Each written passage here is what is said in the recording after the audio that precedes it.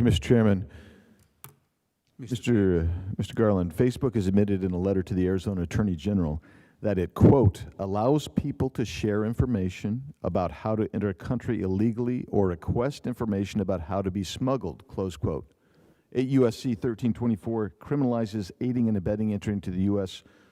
By illegal aliens. Have you sent a letter or issued a memorandum similar to the 10-421 memorandum directing departmental resources to be dedicated to investigating the apparent violation of law, similar to the one? Have you done that? I haven't seen the letter or information that you're talking about, but if it was sent to the department, I'll make sure that we look at it. It has been reported that Mark Zuckerberg also spent over $400 million in a, quote, carefully orchestrated attempt, close quote, to influence the 2020 election. Those efforts have been referred to as a, quote, private takeover of government election operations, close quote. Have you sent a letter or issued a memorandum directing departmental resources be dedicated to investigate these claims? I don't know what was done in 2020 in the previous administration of the Justice Department. We're talking about the election of 2020. All of this has come out since then, and you've not, I don't know. Totally unaware of that? I'm not aware of what you're talking about. I'm sorry. So you have not sent a memo, or you're not investigating that either. Last Sunday, more than 300 churches in Virginia aired a video featuring Vice President Harris advocating the election of Terry McAuliffe as governor of Virginia. This appears to violate Section 501c3 of the IRS Code, as well as other election laws, and seems to be an orchestrated effort by the VP and McAuliffe to violate the law. Have you sent a letter or issued a memorandum directing departmental resources be dedicated to investigating this apparent violation of law, similar to the letter you issued, or excuse me, the memorandum you issued on October 4th targeting parents who exercise their First Amendment rights at local school boards? No. On May 24th, 2021, under oath before a congressional committee, Dr. Anthony Fauci denied the National Institute of Health provided any funding for gain-of-function research, saying, quote, that categorically was not done, close quote. Today, this very day, the NIH issued a statement contradicting that testimony, which suggests that Dr. Fauci may have committed perjury.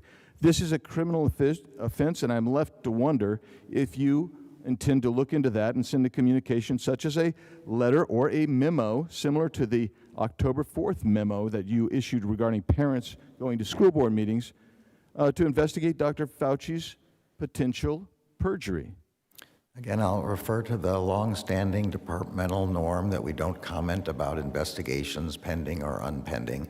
The general point that you're making normally would come with a referral from the relevant committee, but other than that, I can't say anything. The actual point I'm making is you chose, as a response to a letter from the National School Board Association, and as you said earlier today, newspaper accounts, to issue a memorandum to organize task force and investigate and put a chill on parents' participation before school boards. Now you say, oh, I didn't mean to provide a chill, but that's exactly what any sentient being would have assumed would happen when you asked the federal government to begin looking into this.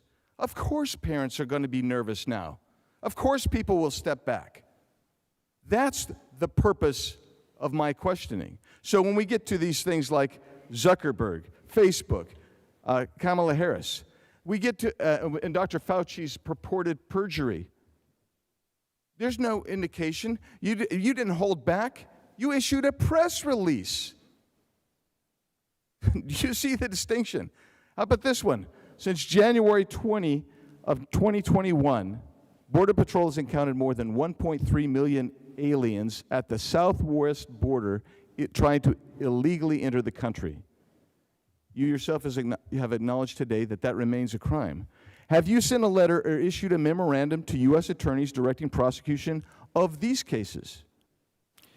No, and the reference of cases comes from the Department of Homeland Security, as I mentioned before.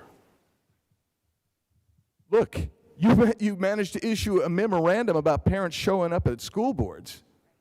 Why can't you issue a memorandum regarding the million-plus people who illegally enter the country and encouraging your U.S. attorneys to prosecute those cases. They are there constantly. The time of the gentleman has expired.